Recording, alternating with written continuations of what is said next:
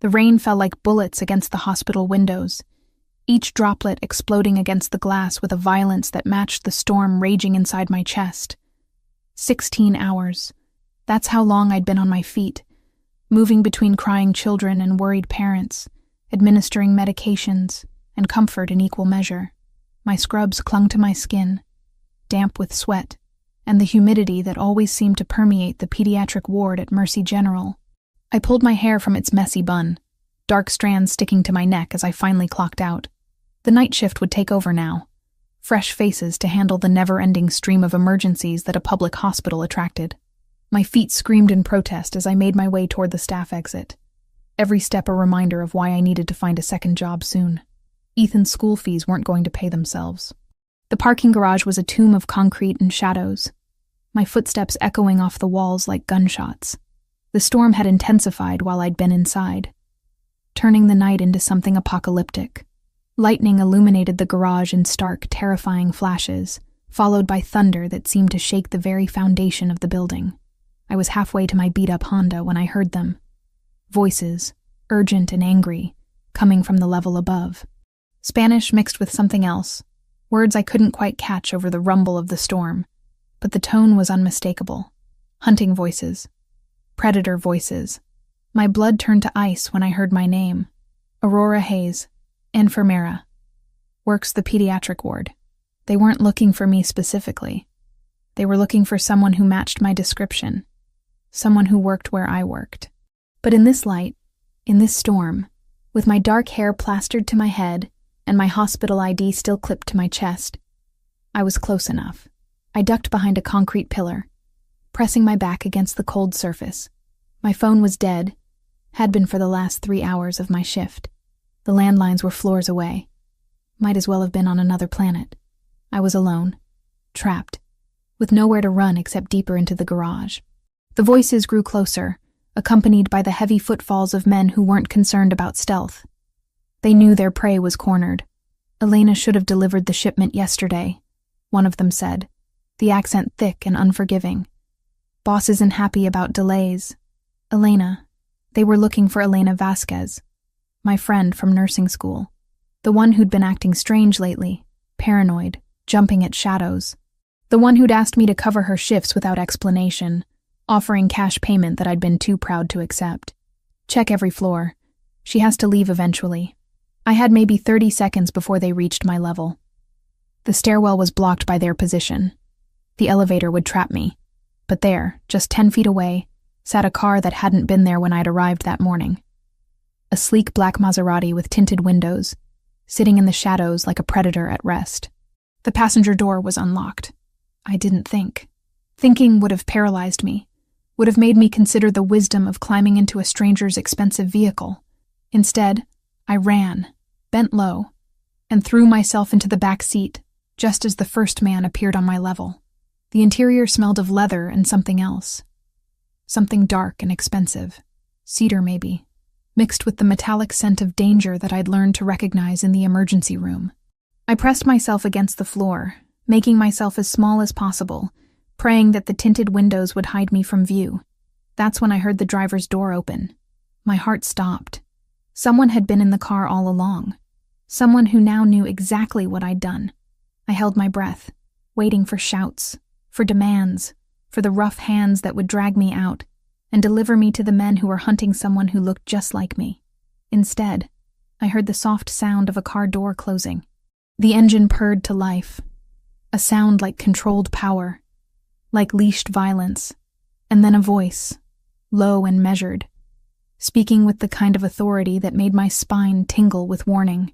You have 10 seconds to explain why you're in my car before I decide you're a threat. The accent was different from the hunters above. Italian, maybe, wrapped around words that held the promise of violence. I raised my head slowly, meeting eyes in the rearview mirror that were so dark they seemed to absorb light.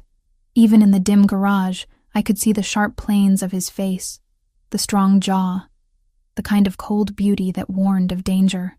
Please, I whispered, my voice barely audible over the storm. There are men looking for me. I think they want to hurt me.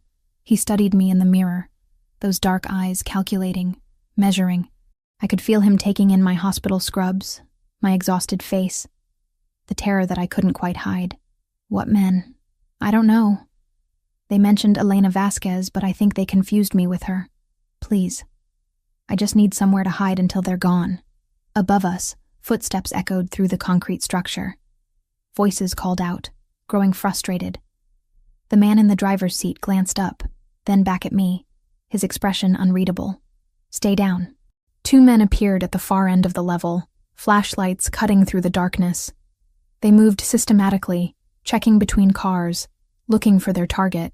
When their beams swept over our vehicle, I pressed myself deeper into the leather seats, certain they would see me. But the tinted windows held their secrets. After what felt like hours but was probably only minutes, the men moved on to the next level. Their voices faded, swallowed by the storm and distance. The man in front of me waited another full minute before speaking again. They're gone. I sat up slowly, my muscles protesting after being cramped in the small space. Thank you. I can go now. I just need to get to my car. He turned in his seat to face me fully, and I got my first clear look at him. Tall, even sitting down, with dark hair swept back from a face that belonged in Renaissance paintings. Handsome, in the way that dangerous men were handsome. Beautiful and terrible at once. A small scar marked his chin, and when he smiled, it didn't reach his eyes. I don't think so. The simple statement sent ice through my veins. What do you mean? He gestured toward the windshield, where two black SUVs had appeared, blocking the garage exits. Those men aren't looking for Elena Vasquez. They're looking for Aurora Hayes, pediatric nurse, lives on Maple Street with her 17-year-old brother, drives a 2018 Honda Civic with a dent in the rear bumper. My breath caught in my throat. How do you know that? Because I make it my business to know everything that happens in my city.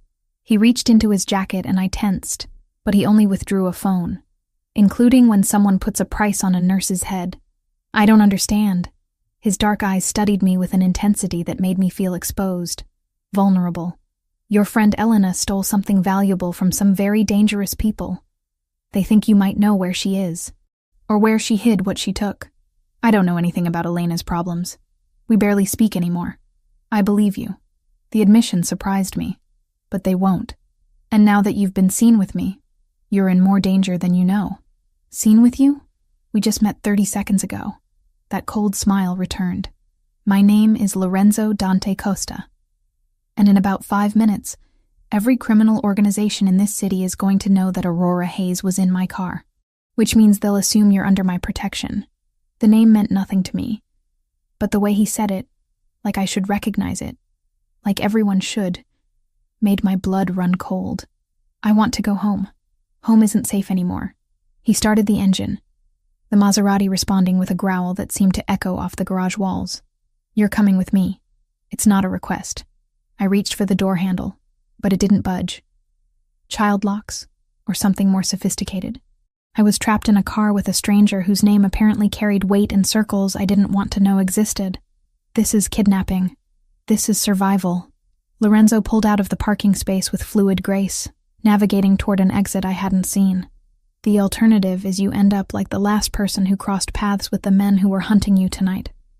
And trust me, Aurora Hayes, you don't want to know what happened to her. The garage door opened at our approach, revealing the storm-lashed street beyond.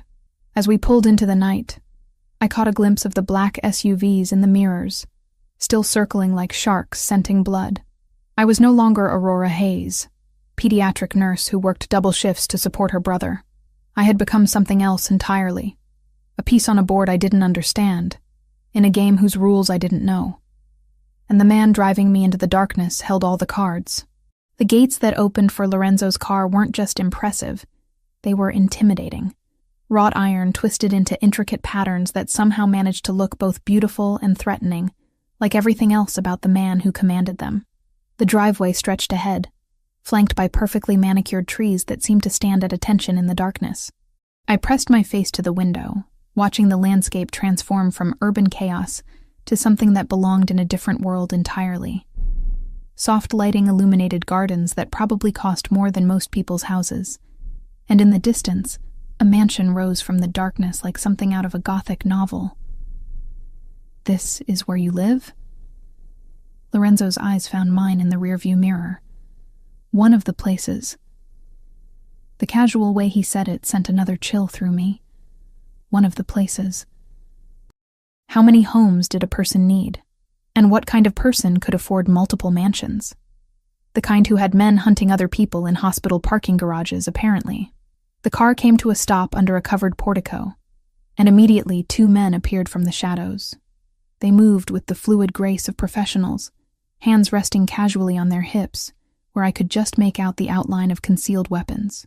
Neither spoke, but they nodded respectfully to Lorenzo as he stepped out of the car.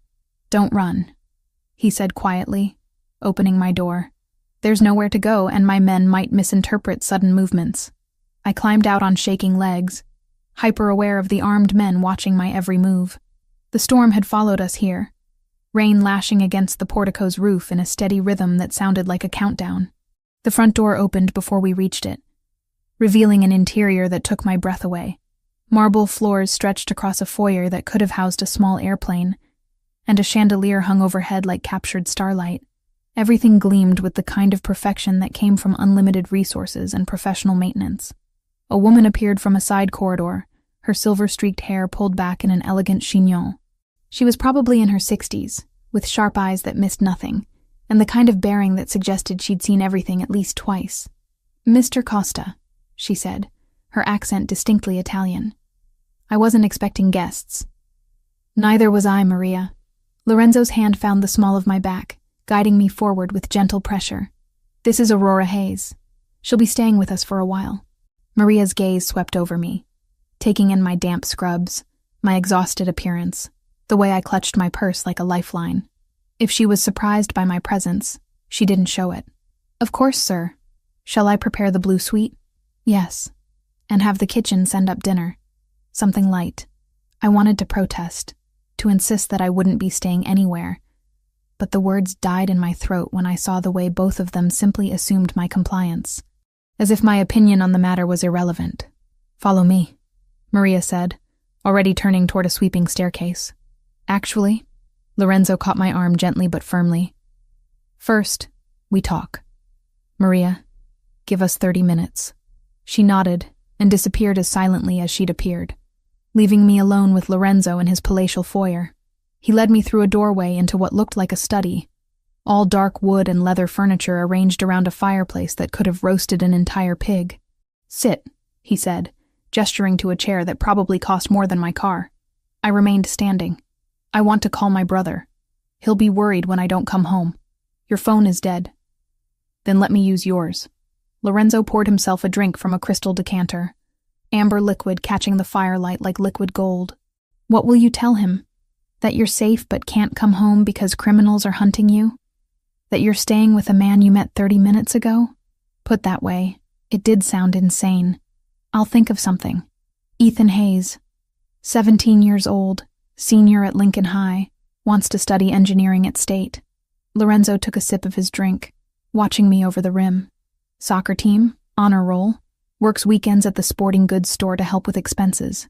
My blood turned to ice. "How do you know about Ethan?" "I told you. I make it my business to know things." He set down his glass and moved to a desk in the corner, withdrawing a manila folder. "Aurora Catherine Hayes, 26 years old. Parents died in a house fire when you were 19. Raised your brother alone while putting yourself through nursing school. Works double shifts at Mercy General. Volunteers at the children's clinic on weekends." He tossed the folder onto the coffee table between us. "Lives in a 2-bedroom apartment on Maple Street. Drives a Honda with 90,000 miles on it. Hasn't been on a date in 8 months." I stared at the folder, horrified by what it represented. "You investigated me. The moment you got into my car, you became my responsibility. I don't take on responsibilities without knowing exactly what I'm dealing with. I'm not your responsibility. I'm not anything to you." Lorenzo's dark eyes studied me with unnerving intensity. "That's where you're wrong, Aurora.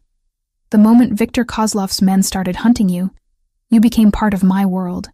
And in my world, information is the difference between living and dying. Victor Kozlov, the man whose people were looking for Elena tonight. He runs the Russian operations in this city, and he's not known for his patience or mercy. Lorenzo moved closer, and I caught the scent of his cologne, something expensive and masculine that made my pulse quicken despite my fear. Elena Vasquez stole medical supplies from his operations. Prescription drugs, surgical equipment, things that could be sold on the black market for considerable profit. Elena wouldn't do that. She's a good person. Good people do desperate things when they're in debt to the wrong people. His voice was matter of fact, neither condemning nor sympathetic. Elena borrowed money from Kozlov's loan sharks to pay her mother's medical bills. When she couldn't pay it back, she agreed to use her access at the hospital to steal for them. The room seemed to tilt around me. You're saying Elena is a criminal. I'm saying Elena is a dead woman if Kozlov finds her first. The bluntness of his words hit me like a physical blow. And you think I know where she is? I think Kozlov believes you might. And in his line of work, belief is enough. Lorenzo returned to his chair, moving with the fluid grace of a predator who knew he held all the advantages. Tell me, when was the last time you saw Elena? I thought back, trying to remember. 3 weeks ago, maybe 4. She asked me to cover one of her shifts, said she had a family emergency. Did she seem nervous? Frightened? She seemed different, paranoid. She kept looking over her shoulder, jumping at every sound. The memory was clearer now. Elena's wide eyes and shaking hands. I asked if she was okay, but she said everything was fine. Everything was not fine.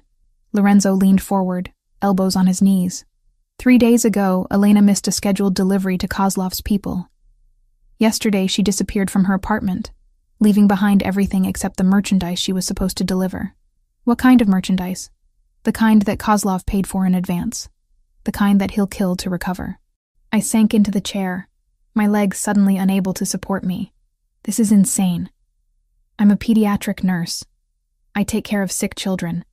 I don't know anything about criminals or stolen merchandise or any of this, but Kozlov doesn't know that. Lorenzo's voice was gentle now, almost sympathetic. All he knows is that Elena Vasquez had your work schedule, your shift patterns, your personal information. He thinks you were her partner. That's ridiculous. Is it? You covered her shifts. You had access to the same supplies she was stealing. You matched the physical description his people have been given. Lorenzo stood and moved to a window overlooking the dark grounds. From his perspective, you're either Elena's accomplice or you know where she's hiding. I pressed my hands to my face, trying to process the nightmare my life had become in the span of a few hours. So what happens now? Do you turn me over to him? Lorenzo was silent for so long that I looked up to find him watching me with an expression I couldn't read. The Costa family and the Kozlov organization have a complicated relationship. Sometimes we're allies, sometimes we're competitors. Always we respect each other's territory. That doesn't answer my question. No, he said quietly. I don't turn you over to him. Relief flooded through me, followed immediately by suspicion. Why? Because Viktor Kozlov is a blunt instrument who solves problems with violence. He'll torture you for information you don't have, then kill you when you can't provide it. Lorenzo's jaw tightened. I prefer more elegant solutions, such as, you stay here, under my protection, until we locate Elena and recover what she stole. Once Kozlov has his merchandise back, his interest in you disappears. It sounded reasonable, logical even. But there was something in Lorenzo's tone, something in the way his dark eyes lingered on me, that suggested his motives weren't entirely altruistic. And if Elena is already dead, then we find the merchandise anyway. He moved back to the desk, pressing a button that summoned Maria almost instantly. Show Miss Hayes to her room. Make sure she has everything she needs. I stood on unsteady legs. How long will this take? Lorenzo's smile was sharp as a blade. As long as necessary. You're under my protection now, Aurora Hayes, whether you want to be or not. The blue suite was larger than my entire apartment, with floor-to-ceiling windows that offered a view of manicured gardens disappearing into the darkness. Rain still lashed against the glass. But here, 3 stories up and surrounded by luxury I'd never imagined, the storm felt distant and manageable. I stood in the center of the room, still wearing my damp scrubs, trying to process the surreal turn my life had taken. 12 hours ago, My biggest worry had been whether I could pick up an extra shift to help pay for Ethan's college applications. Now I was a prisoner in a mansion, protected by a man who spoke of violence and territory as casually as other people discussed the weather. A soft knock interrupted my spiraling thoughts. Maria entered carrying a silver tray, laden with covered dishes that smelled like heaven. "Mr. Costa thought you might be hungry," she said, setting the tray on a small table near the windows. "There are clothes in the wardrobe, all in your size." I stared at her. How does he know my size? Maria's expression gave nothing away. Mr. Costa is very thorough. The understatement of the century. I lifted one of the silver covers, revealing pasta in a cream sauce that made my stomach growl despite my circumstances. When had I last eaten? Before my shift started, probably. A granola bar scarfed down between patients. "Maria," I called as she reached the door. "How long have you worked for him?" She paused, considering her words carefully. 15 years. Since before his father died. What kind of man is he? For the first time, her composed mask slipped slightly. The kind who protects what's his. "Eat, Miss Hayes. You'll need your strength." After she left, I explored the wardrobe she'd mentioned. Inside hung clothes that still had tags, all in my exact size, all in colors that would complement my complexion. Jeans, sweaters, dresses, even lingerie that made me blush. Everything perfectly chosen, as if someone had studied not just my measurements, but my preferences. The thought made my skin crawl. I forced myself to eat the pasta, partly because I was starving, and partly because I suspected I'd need energy for whatever came next. The food was incredible, the kind of meal I'd only experienced at expensive restaurants on the rare occasions I could afford them. When I'd finished, exhaustion hit me like a wave. The shower was larger than most bathrooms, with water pressure that felt like heaven against my aching muscles. I found silk pajamas laid out on the bed, probably worth more than I made in a month. Sleep should have been impossible. I was in a stranger's house, surrounded by armed men, with criminals hunting me through the city. But my body had reached its limit.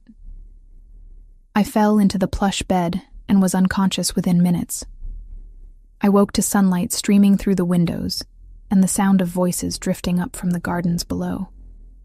For a moment, I forgot where I was.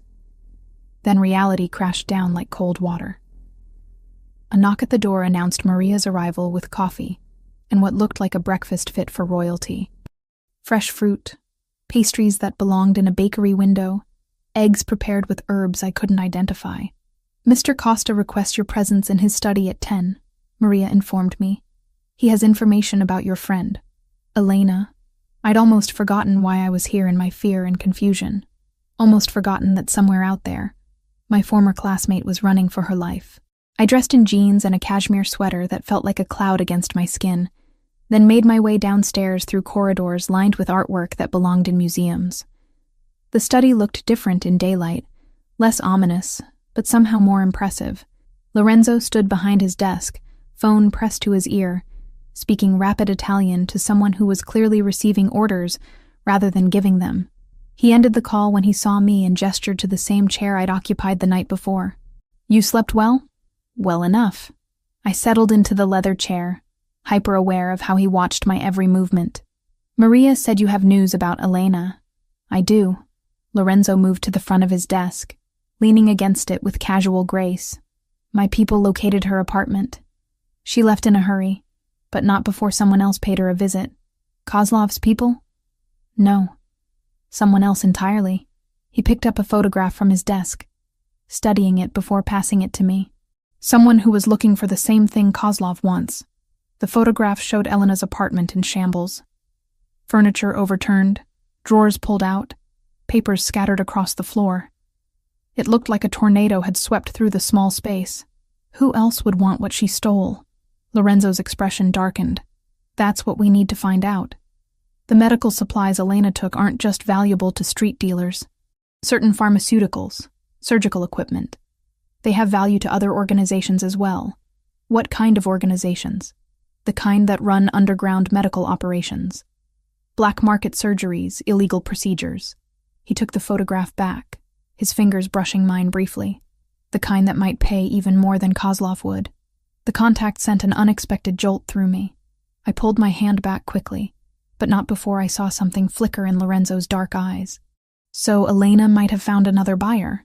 Elena might be dead already. Lorenzo's bluntness was becoming familiar, though no less jarring. But the merchandise is still out there, and now we have multiple parties hunting for it. I stood abruptly, needing distance from his overwhelming presence. I should call Ethan. He'll be worried. You can't. What do you mean I can't? Lorenzo pressed a button on his desk, and immediately a monitor descended from the ceiling, flickering to life with security footage. This is your apartment building from this morning. The screen showed my street, but it looked wrong. Too many parked cars. Too many men in dark clothing lounging on corners with the studied casualness of surveillance. Kozlov's people? I whispered. Some of them. Others belonged to the organization that tore apart Elena's apartment. Lorenzo changed the feed, showing the interior of my building's lobby. They're waiting for you to come home. My legs felt weak. What about Ethan? Is he safe? My people have been watching him since dawn. He's at school, unaware of the danger. He'll remain safe as long as he stays in public places. The casual way he mentioned having Ethan under surveillance should have terrified me. Instead, I felt a strange sense of relief.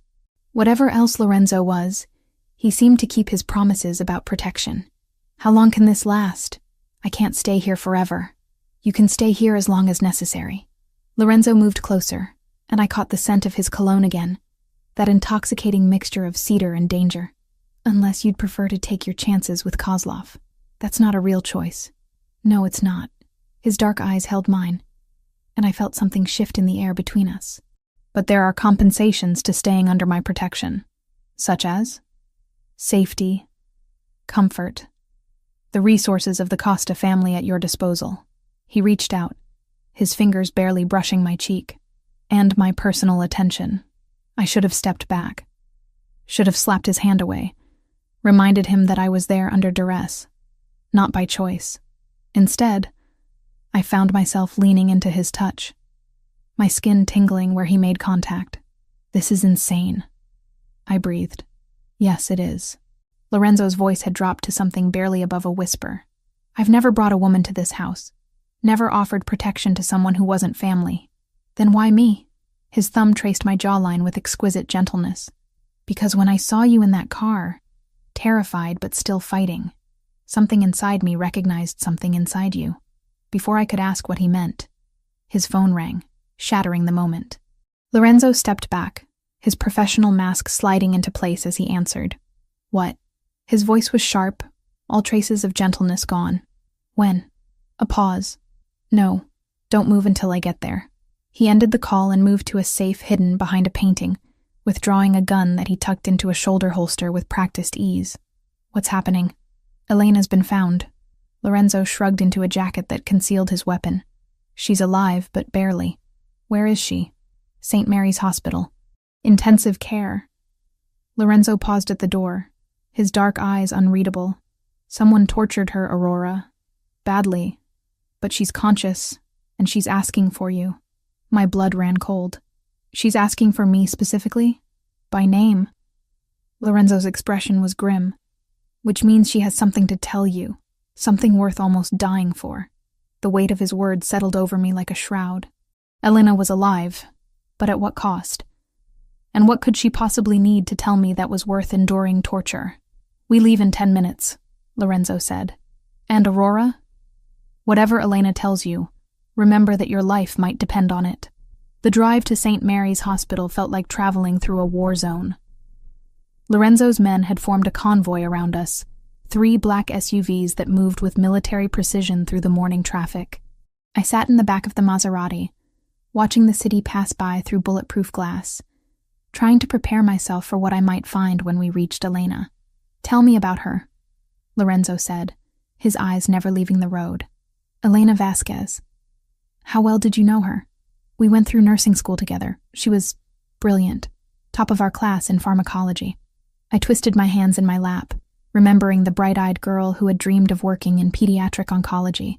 She wanted to help children with cancer, said she'd lost her father to it when she was 12. People with noble intentions often make the worst criminals. They justify anything in service of a greater good. His cynicism stung because part of me feared he might be right. Elena isn't a criminal. She's desperate. Desperation makes people dangerous, Aurora. Remember that. We pulled into the hospital's underground parking garage, the same type of concrete maze where my nightmare had begun. But this time, I was surrounded by protection instead of running from threats. Lorenzo's men positioned themselves at strategic points while he escorted me to a private elevator. "How do you have access to all this?" I asked as we rose toward the ICU. The Costa family has interests in many legitimate businesses, including healthcare. Lorenzo's smile was sharp. "It's amazing what you can accomplish when you own the right shares in the right companies." The ICU looked like any other I'd worked in, but the tension in the air was palpable. Doctors and nurses moved with the heightened alertness of people who knew something dangerous was happening in their hospital. Several men in suits stood at various points throughout the unit, trying to look like concerned relatives but fooling no one. "Yours or theirs?" I whispered, nodding toward the obvious security. "Both. Kozlov wants to know what Elena tells us just as badly as we do." A doctor approached, middle-aged with tired eyes behind wire-rimmed glasses. "Mr. Costa? I'm Dr. Richards. The patient is stable but critical. She's been asking for Aurora Hayes specifically." "That's me," I said, stepping forward. Dr. Richards looked between Lorenzo and me, clearly uncomfortable with the situation. "She's been heavily sedated for the pain, but she's lucid. Whatever happened to her, she fought hard to stay alive." He led us to a private room at the end of the corridor. Through the window, I could see a figure so battered and broken that I almost didn't recognize her as Elena. Bandages covered most of her visible skin, and machines beeped steadily around her bed. "5 minutes," Dr. Richards said, "and I need to ask that you keep your voices down." Lorenzo placed his hand on my shoulder, a gesture that should have felt possessive, but somehow felt comforting instead. "I'll wait outside." The room smelled of antiseptic and suffering. Elena's eyes were closed when I entered, but they opened at the sound of my footsteps. When she saw me, tears began streaming down her bruised cheeks. "Aurora." Her voice was barely a whisper, distorted by the breathing tube that had been removed only hours earlier. "I'm so sorry. I'm so sorry." I pulled a chair close to her bed, taking her hand gently in mine. Her fingers were cold, fragile as bird bones. "Don't talk.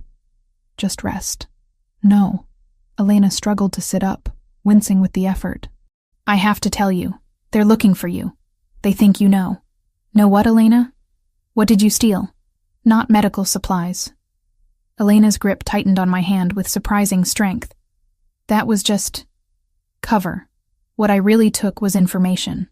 Files. About the Petrov family." The name hit me like ice water. "The Petrovs? Your father worked for them, before he died." Elena's eyes were wide with desperation. "Aurora, your father didn't die in an accident. He was killed because he tried to get out, tried to take his files and disappear." The room tilted around me. "You're lying. The files I stole, they're about money laundering operations going back 15 years. Your father's name is all over them. Account numbers, transaction records, everything." Elena coughed, specks of blood appearing on her lips. "Viktor Kozlov wants them because they prove the Petrovs have been stealing from him for years. But Lorenzo Costa wants them too." "Why would Lorenzo care about files on the Petrovs?" Elena's eyes met mine with heartbreaking clarity. "Because the Costa family was hired to kill your father. Lorenzo's father gave the order personally." The words hit me like physical blows. My father, dead for 7 years, killed by the family of the man who was now claiming to protect me. The man whose touch made my pulse race, whose dark eyes held secrets I was only beginning to understand. "Where are the files, Elena?" "Hidden. Somewhere safe." Elena's breathing was becoming more labored. "But Aurora, there's more. The reason they want you isn't just about the files. It's about what's in them." "What do you mean?" "Your father didn't just launder money for the Petrovs. He skimmed millions of dollars over the years, moved it into accounts they never found." Elena's grip on my hand was weakening. "Those accounts are in your name now. You're the heir to a fortune built on blood money." The machines around Elena's bed began beeping more frantically. Nurses rushed into the room, pushing me aside as they worked to stabilize her. I stood frozen in the corner, Elena's revelations echoing in my mind like gunshots. Your father was killed. Lorenzo's family gave the order. You're heir to blood money. Strong hands gripped my shoulders, pulling me from the room. Lorenzo's face was grim as he guided me toward the elevator, but I could see questions in his dark eyes. What did she tell you? I stared at him, seeing him with new eyes. Not the dangerous but protective man who had saved me from Viktor Kozlov's hunters, but the son of the man who had ordered my father's execution. She told me enough. The elevator doors closed, sealing us in the small space together. Lorenzo studied my face with that unnerving intensity of his, and I knew he could see that everything had changed. Aurora, whatever Elena said, you need to understand that the past is complicated. There are things you don't know, circumstances that... Did your family kill my father? The question hung between us like a blade. Lorenzo's jaw tightened, and for a moment, I saw past his carefully constructed mask to something raw and almost vulnerable beneath. Yes, the simple admission shattered something inside me. I pressed myself against the elevator wall, as far from him as the small space allowed. And you knew, when you investigated me, when you brought me to your house, you knew exactly who I was. Aurora, you knew my father worked for the Petrovs. You knew he was killed. You knew I was connected to all this. And you let me believe it was just bad luck that got me involved. The elevator opened on the parking level, but neither of us moved. Lorenzo's dark eyes were fixed on mine, and I could see the calculation behind them, the weighing of options and outcomes that seemed to drive every decision he made. I knew some of it, he said finally, but not all. Not about the files Elena stole, or the accounts, or the real reason Kozlov wants you dead. The real reason? He doesn't just think you know where Elena hid the Petrov files. He thinks you have access to the money your father stole. Lorenzo stepped closer, and I caught the familiar scent of his cologne, now tinged with something darker. $47 million, Aurora. That's what your father accumulated over the years. That's what's sitting in accounts with your name on them. The number was so large it seemed abstract, meaningless. I don't want it. It doesn't matter what you want. Kozlov believes you have it, which means he'll never stop hunting you. Lorenzo's hand found my face, his thumb tracing my cheekbone with the same gentleness he'd shown that morning. The only way you survive this is with my protection. I pulled away from his touch, the gesture feeling like betrayal now instead of comfort. Protection from the son of the man who killed my father. Protection from everyone else who wants you dead.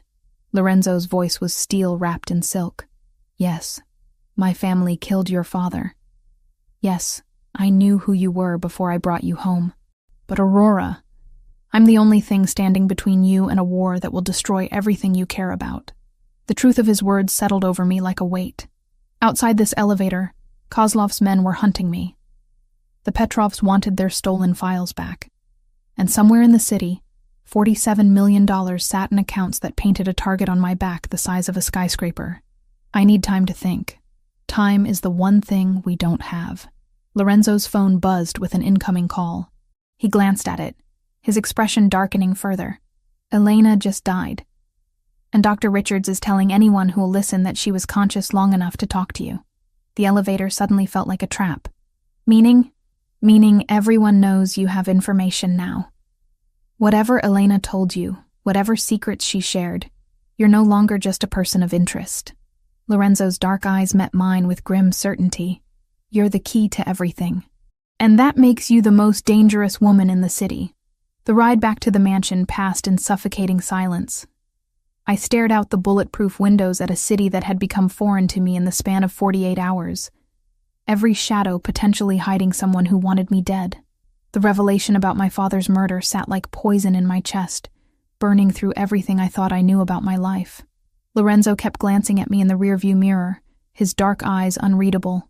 I could feel him calculating, weighing options, probably deciding whether I was still useful or had become too dangerous to keep alive. The man who had touched my face with such gentleness was gone, replaced by the cold strategist who could order deaths without blinking. When we reached the estate, I didn't wait for him to open my door. I was out of the car and striding toward the mansion before his men could form their protective circle around us. I heard his footsteps behind me, quick and purposeful, but I didn't turn around. Aurora, we need to talk. No, we don't. I pushed through the front doors, Maria appearing instantly as if she'd been watching for our return. I need to call my brother. I need to get him somewhere safe. Ethan is already safe. My people are...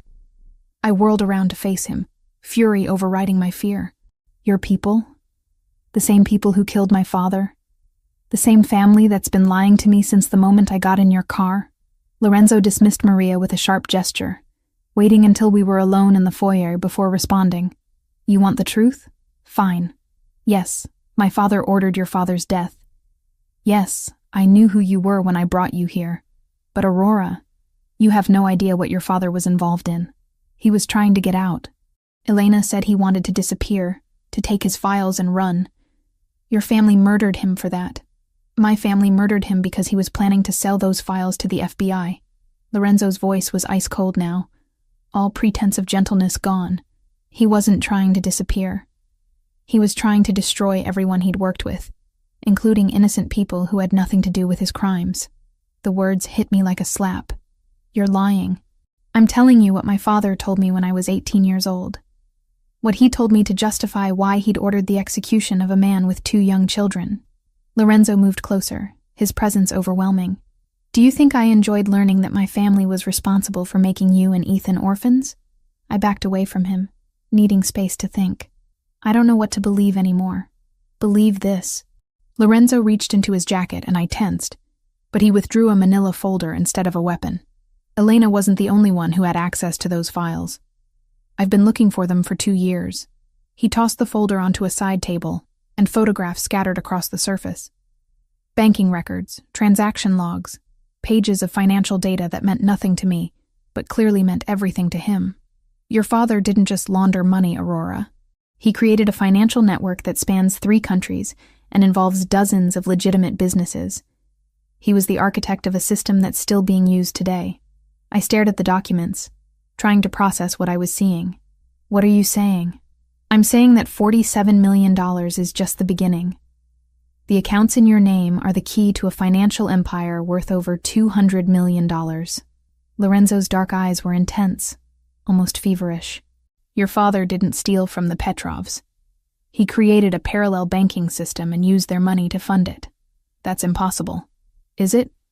How do you think a man who worked as a mid-level accountant could afford to send his daughter to private school?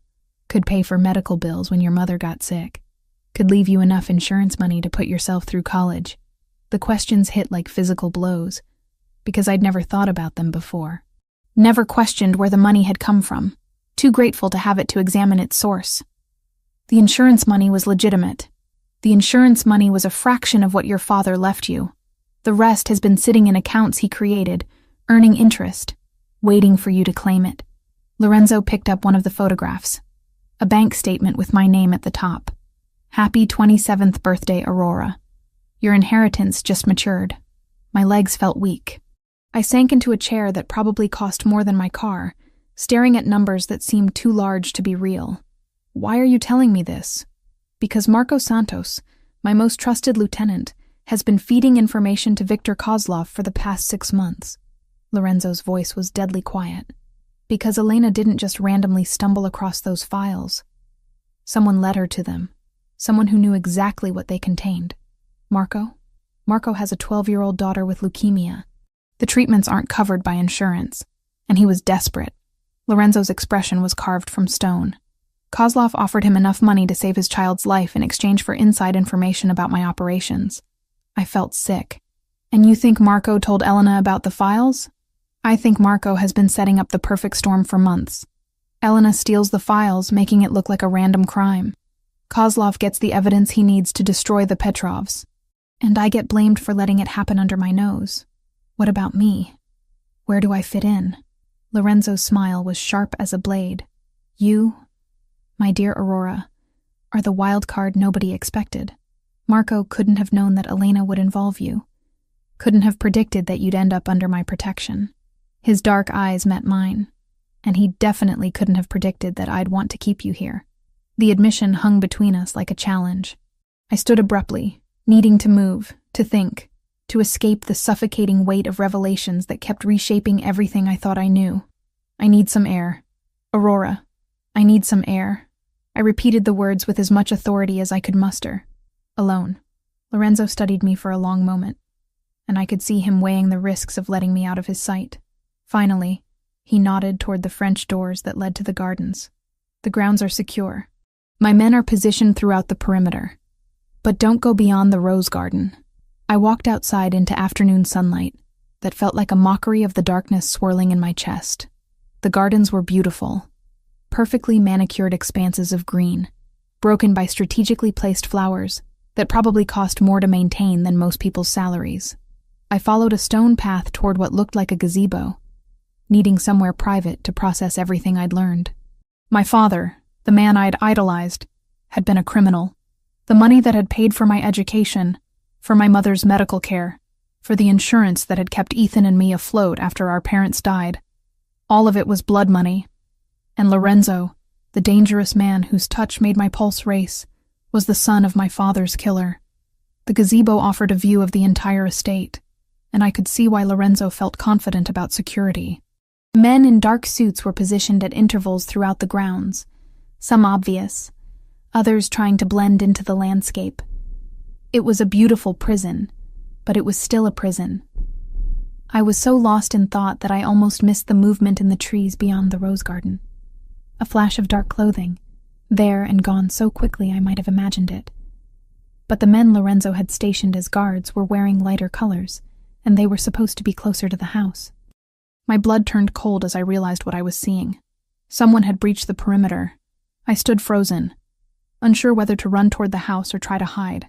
The decision was made for me when a hand clamped over my mouth from behind, strong arms pinning me against a body that smelled of cigarettes and violence. "Don't scream," a voice whispered in accented English. "Viktor Kozlov wants to have a conversation with you." More men emerged from the trees, moving with the practiced stealth of professional soldiers.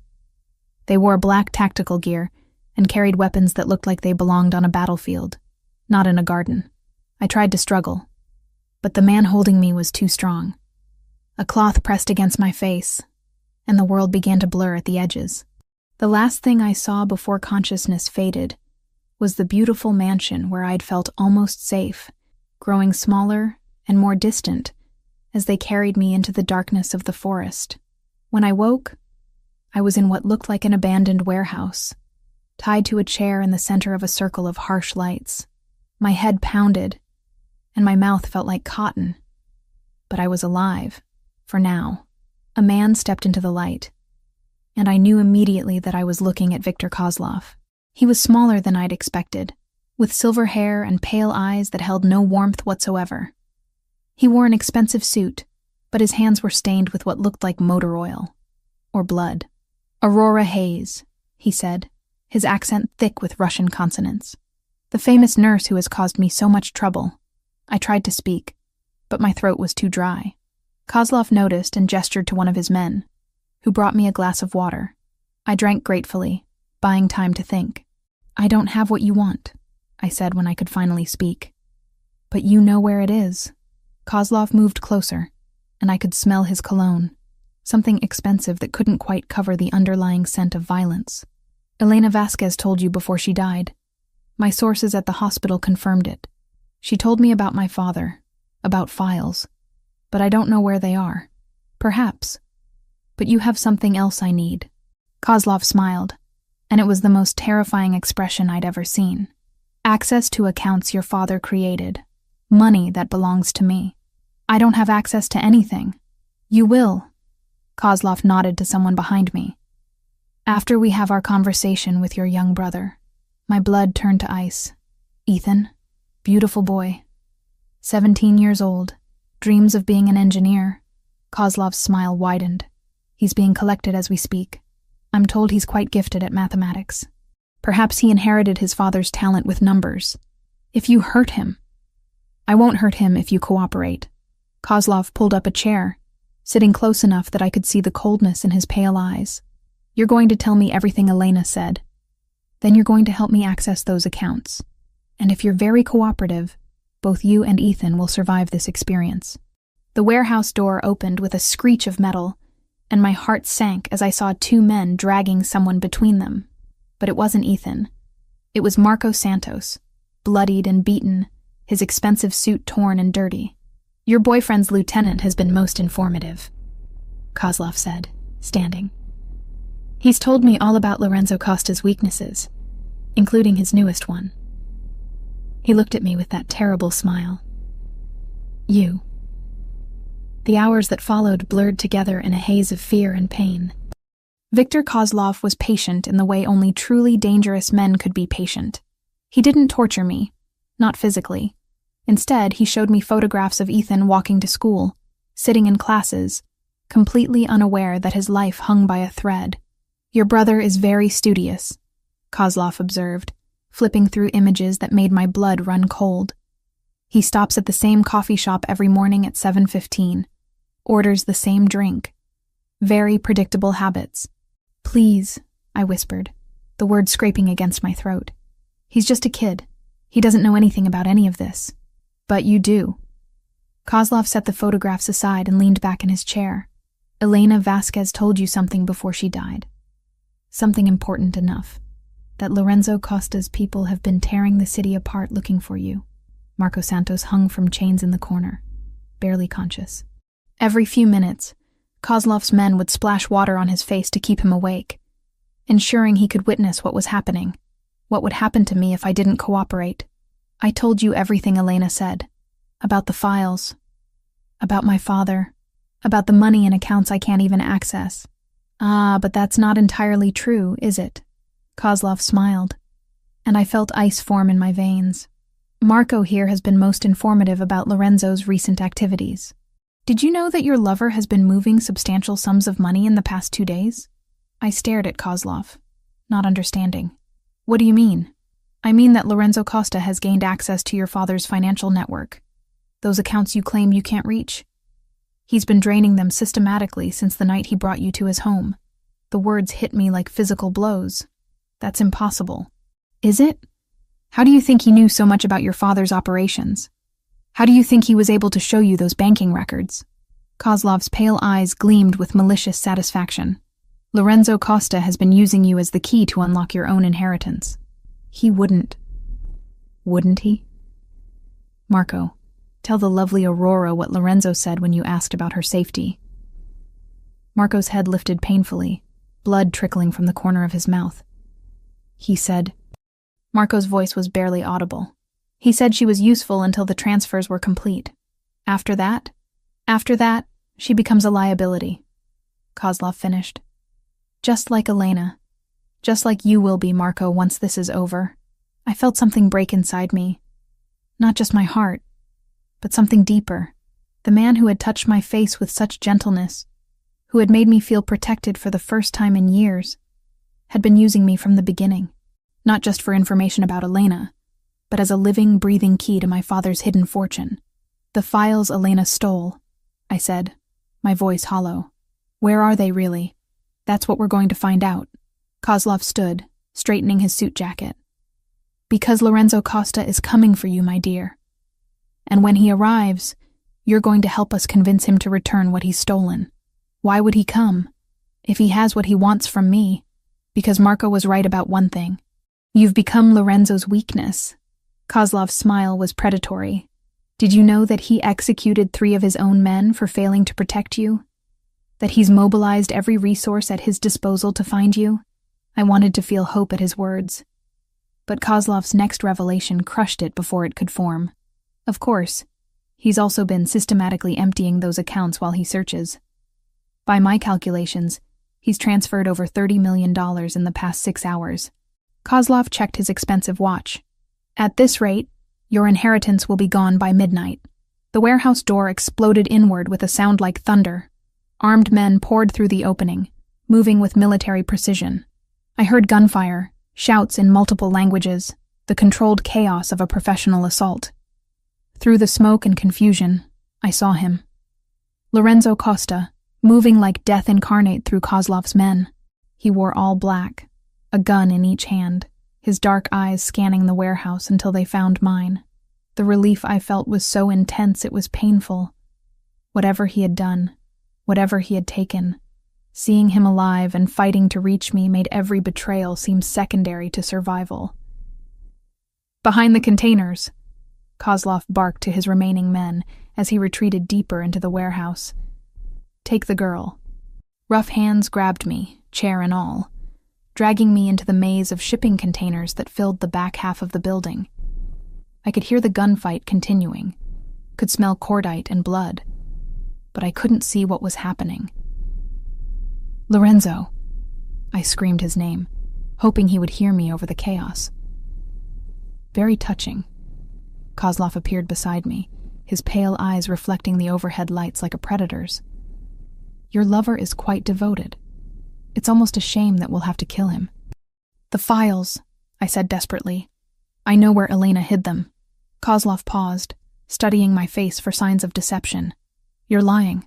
She told me before she died, but I was too shocked by everything else to process it properly. The lie came easily, driven by desperation and the need to buy time.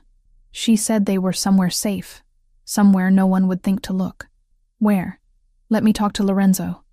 Let him know I'm alive.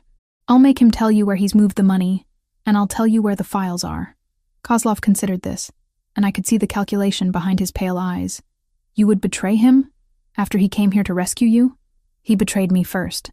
The words tasted like poison, but they weren't entirely false. "He stole my inheritance, used me as a key to my own father's accounts. Why should I protect him? An interesting proposition." Kozlov nodded to one of his men.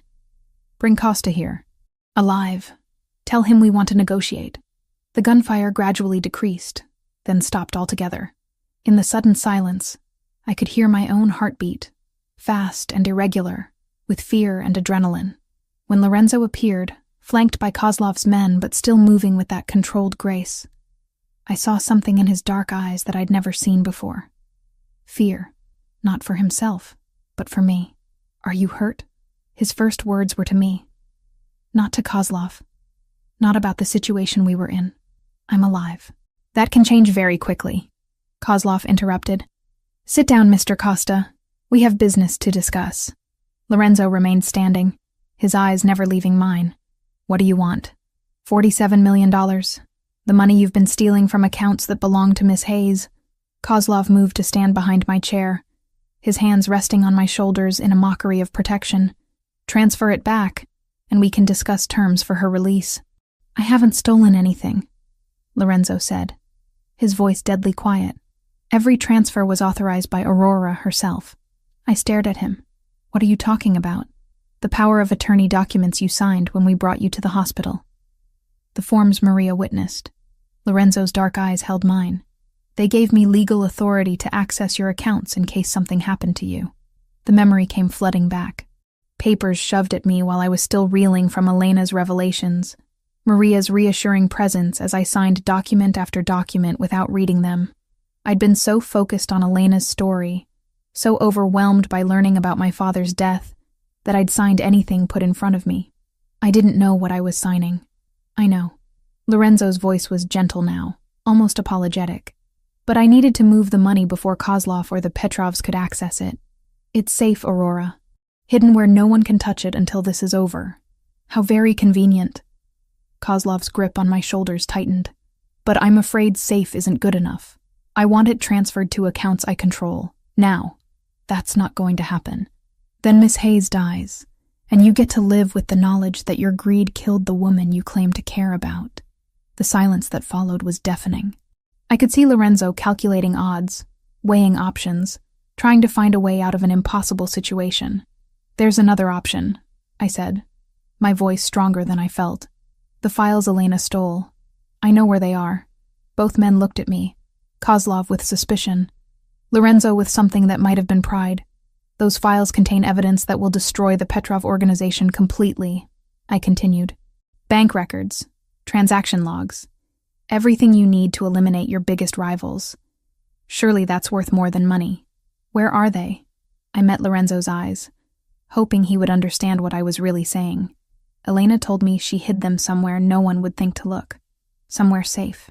Lorenzo's expression didn't change, but I saw the slight nod that told me he understood. "The hospital," he said quietly.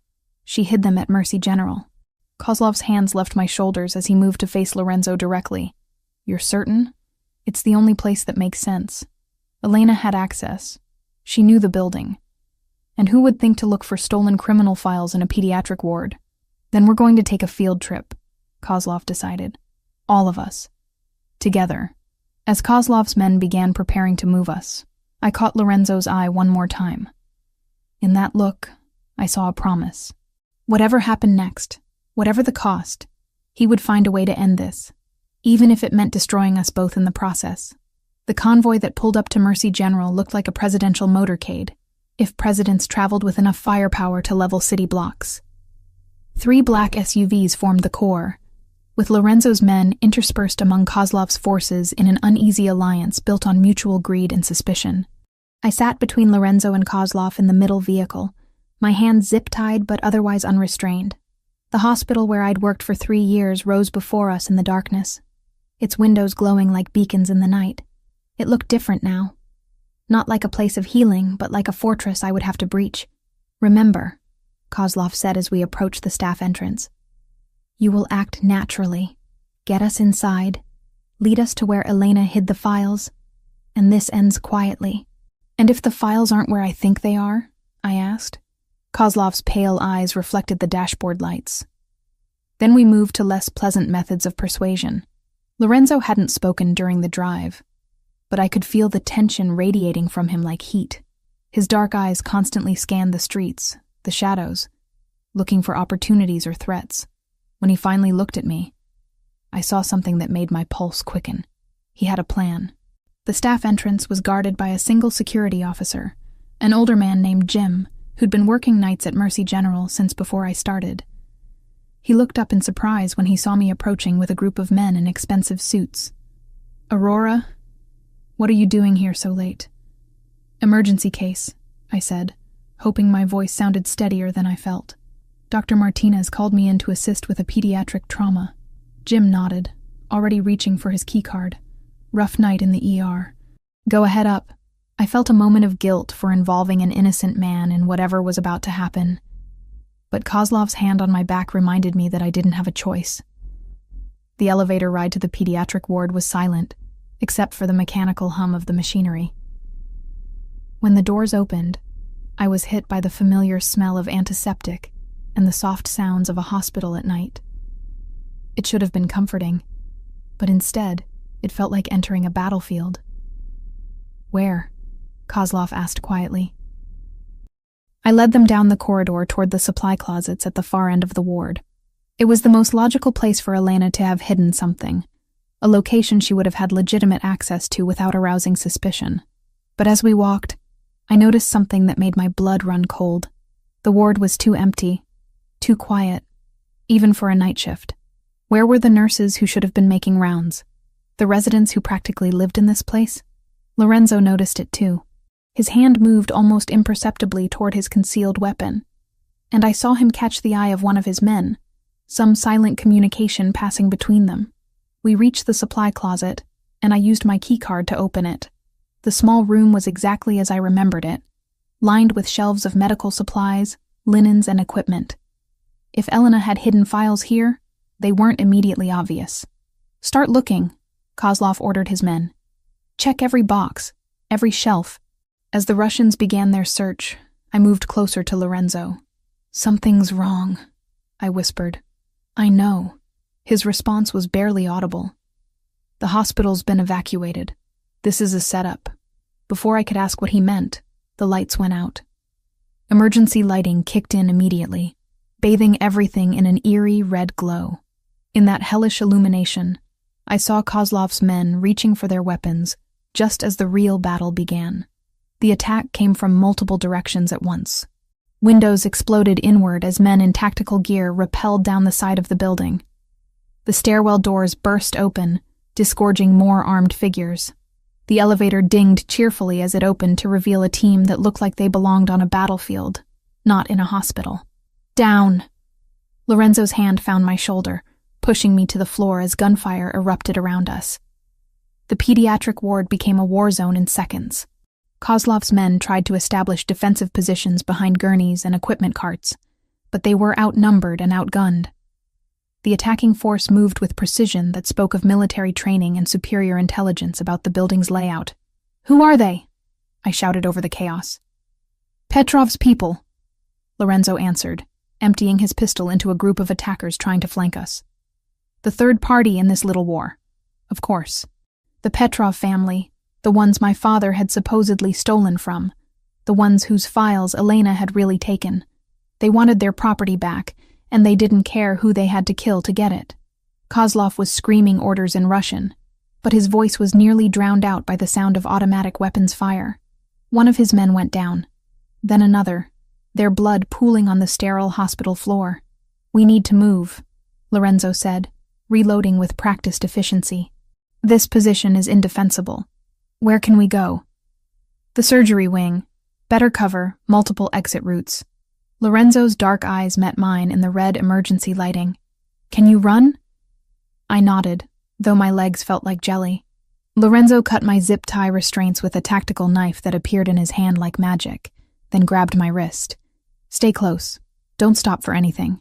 We broke from cover together, Lorenzo's men forming a protective circle around us as we ran through corridors that had once been familiar and safe. Behind us, I could hear Kozlov shouting, his voice getting fainter as we left him and his remaining men to face the Petrov assault alone. The surgical wing was darker, quieter, but no safer. As we reached the main operating theater, Lorenzo suddenly stopped, holding up a hand for silence. "Motion sensors," he whispered. "They know we're here." The doors at the far end of the corridor opened, and a figure stepped out of the shadows. I recognized him from photographs Lorenzo had shown me. Dmitry Petrov, heir to the family empire, a man known for his cruelty even by the standards of organized crime. He was younger than I'd expected, maybe 35, with the kind of aristocratic features that belonged in a boardroom rather than a gunfight. But his eyes held the cold calculation of a predator, and the men flanking him carried weapons that could turn the surgical suite into an abattoir. "Lorenzo Costa," Dmitry said, his accent cultured, educated. "You've led us quite a chase." "Dmitry."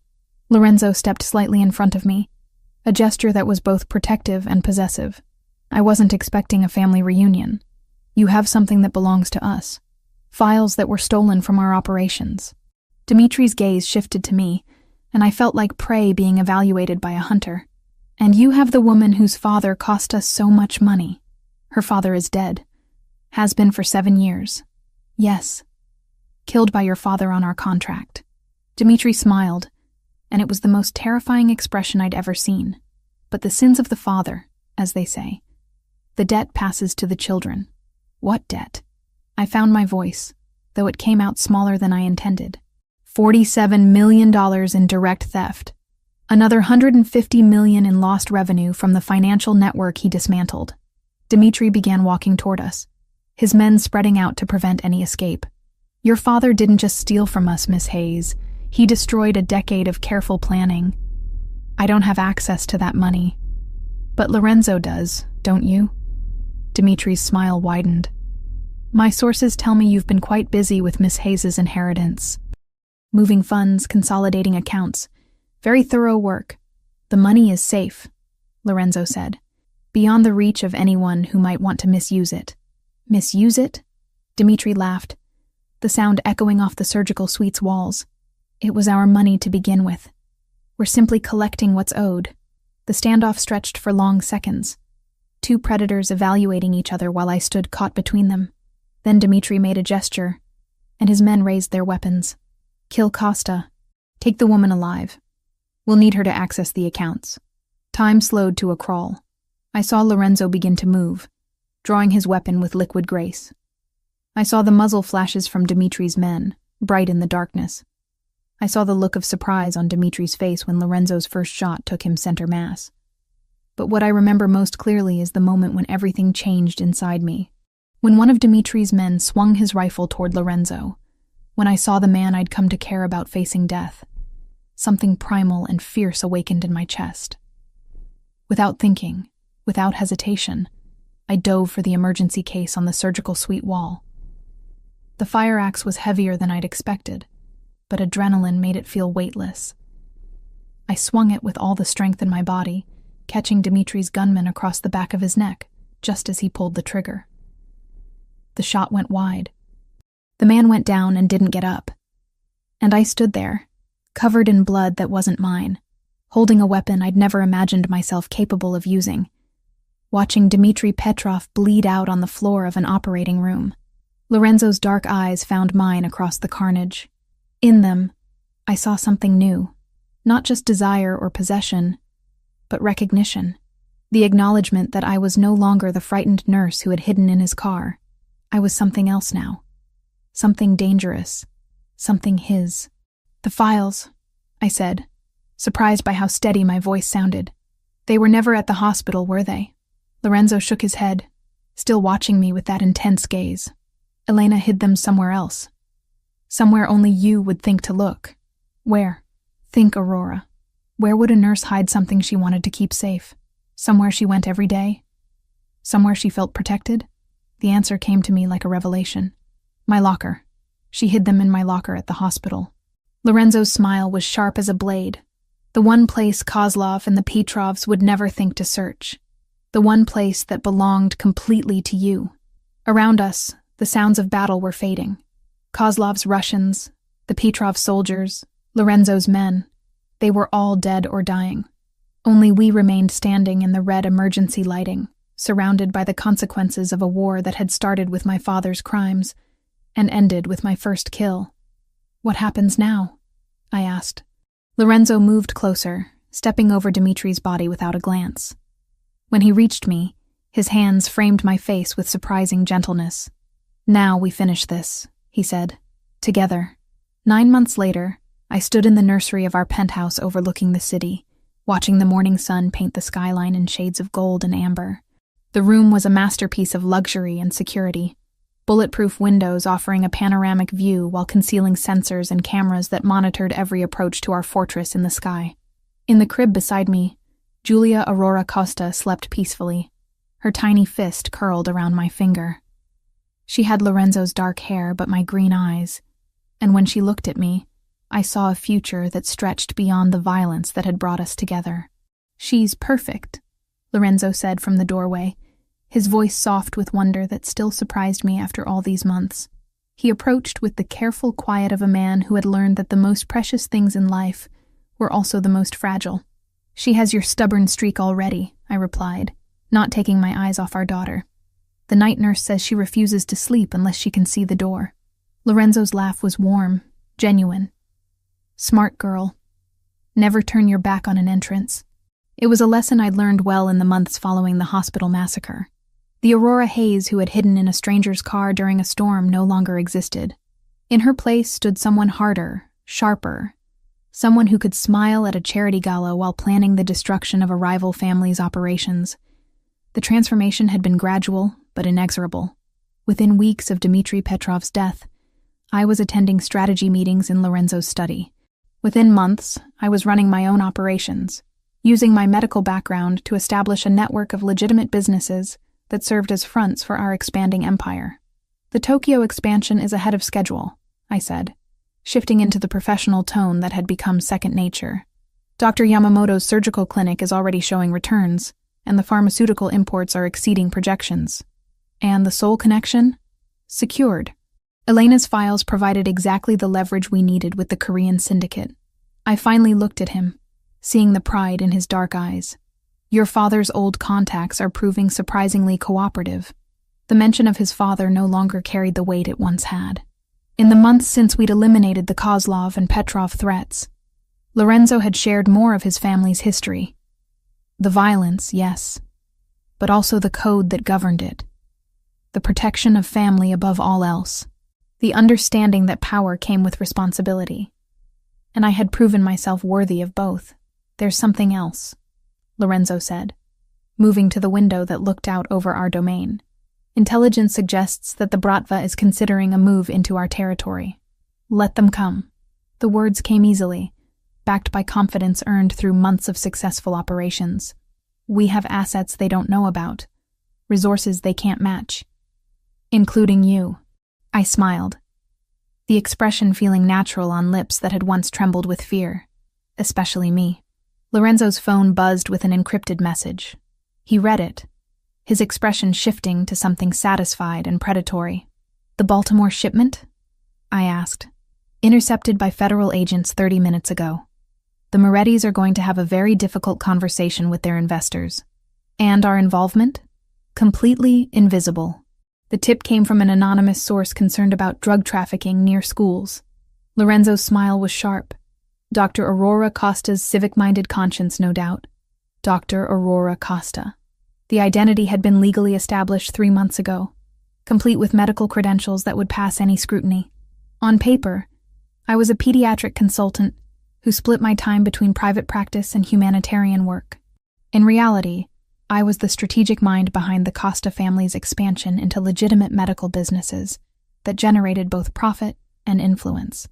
"Ethan called this morning," I said, adjusting Julia's blanket with practiced care. "His engineering program is going well. Dean's List again. He doesn't suspect anything. He thinks his mysterious scholarship came from a medical foundation I recommended him to. I traced my daughter's perfect features with one finger. He'll never need to know the truth about any of this." Protecting Ethan had been non-negotiable from the beginning.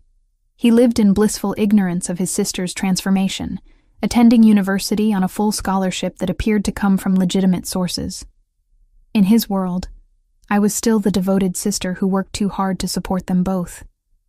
It was a fiction I maintained carefully, one of the many masks I wore to protect the people I loved. "Mrs. Costa?" Maria appeared in the doorway, her expression respectful but urgent. "Your guest has arrived." "Thank you, Maria. The blue study, as you requested." I handed Julia to Lorenzo, who took her with the careful reverence he showed all precious things. 20 minutes, I told him. "This won't take long." The blue study was where I conducted my most delicate business. Meetings that required absolute privacy, and the kind of authority that came from sitting behind my father's recovered desk. The irony wasn't lost on me that the furniture stolen from his office after his death had been returned to his daughter, along with everything else that was rightfully mine. My guest was already seated when I entered, a nervous-looking man in his 50s, who clutched a briefcase like a lifeline.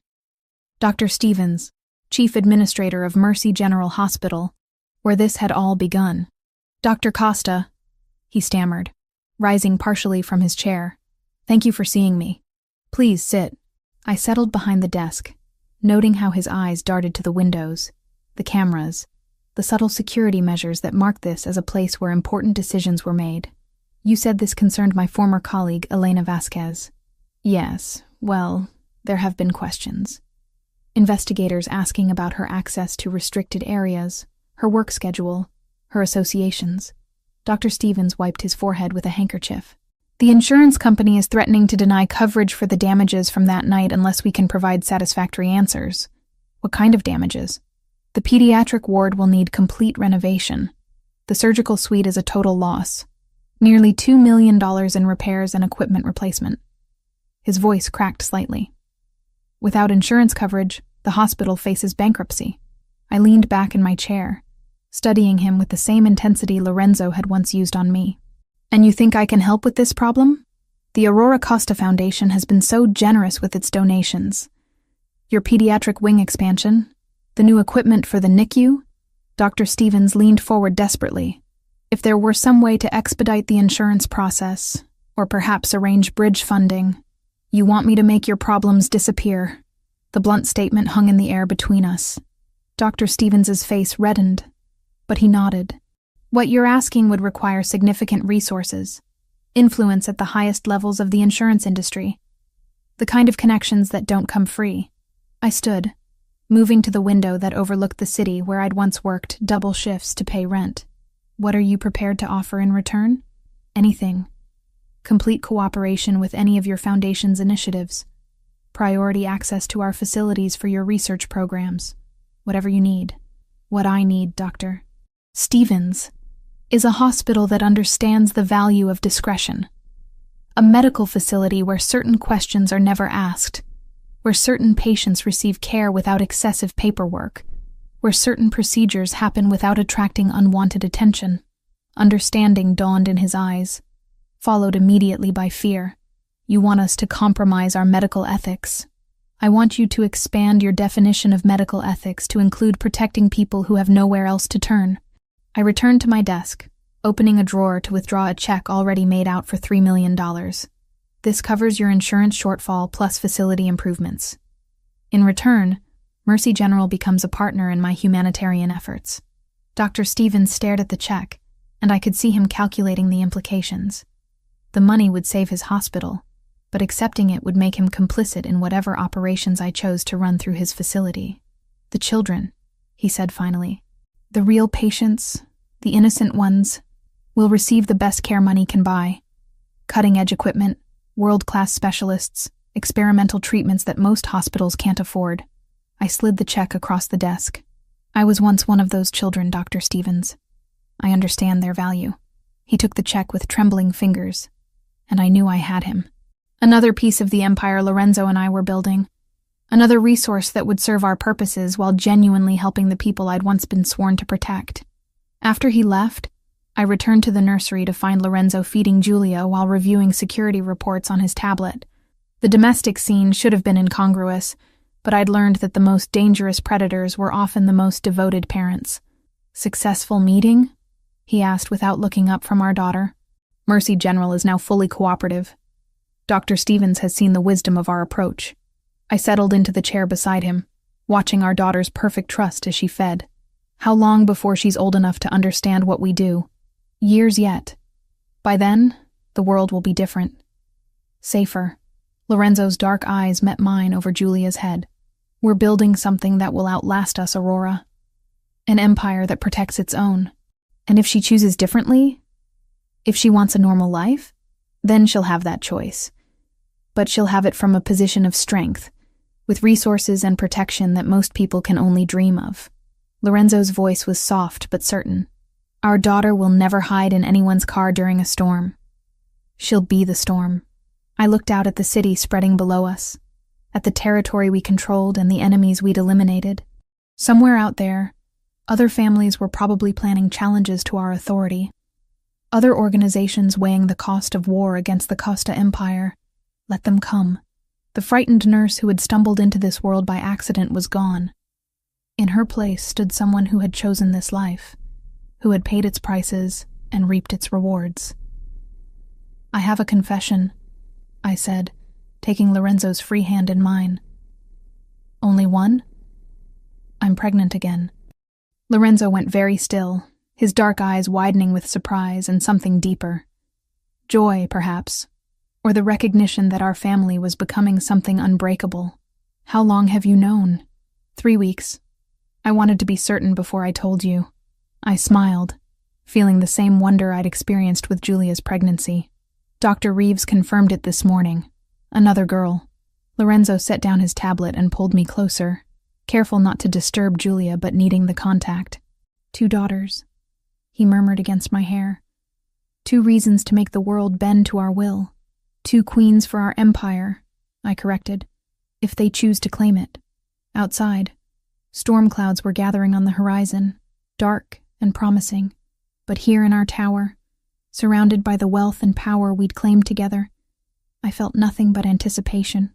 The rain that had driven me to hide in Lorenzo's car had been the beginning of everything. Now we were the storm, and the world would learn to find shelter from us. Our empire stretched before us, built on blood and love in equal measure, and in my arms, the future slept peacefully, dreaming of a world that would always bend to protect her. Some stories end with redemption, others end with transformation. Ours ended with conquest.